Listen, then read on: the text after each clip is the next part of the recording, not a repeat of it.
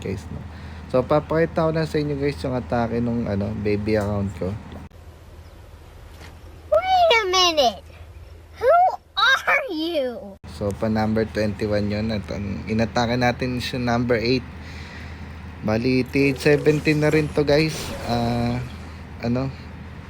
Bali ang gamit ko dito guys is yung throwers. So na-miss ko lang kasi gumamit ng throwers. Mas furnace na kasi yung ginagamit ko ngayon eh.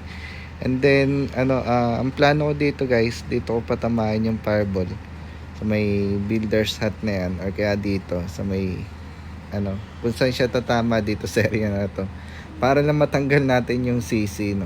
Importante kasi yan eh. Tapos kung bonus na lang kung ano pa makukuha natin dyan sa sa ligaw na bulalakaw ni Tatang. So dito tayo sa may 6 o'clock nag warden walk.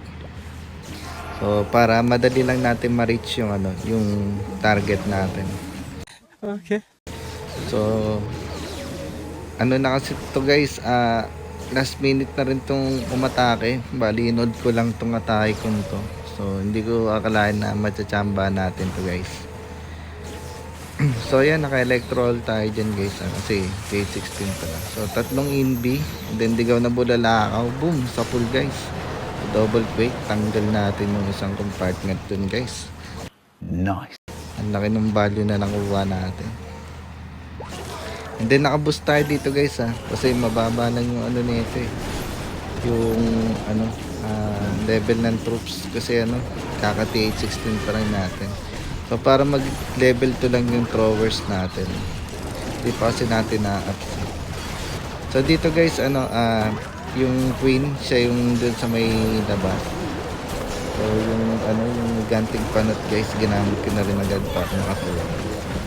And then yung yombot nating hero guys, dun din kasama ng queen sa labas.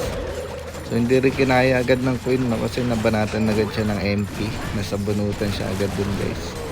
And then yung BK, so yung BK yung mag-open up ng walls.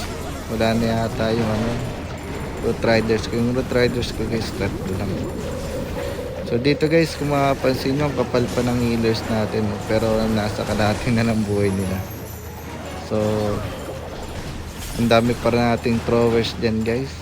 So ginamit lang muna natin yung yung frost para pantang ka ng konti. And then kung mapapansin nyo, ubos na rin agad yung base guys. Mabilis lang tong atake na to guys, no? Kasi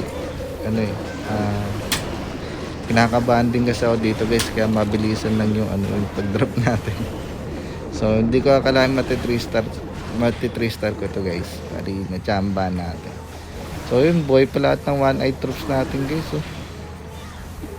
So masasigla pa sila, para mga Barney. So yun lang guys, yun, nachambahan nga natin. So pa number 21 tayo, number 8 yung natake natin. Kung nagustuhan nyo yun guys, please like and follow for more guys. Yun lang, salamat. Sana all.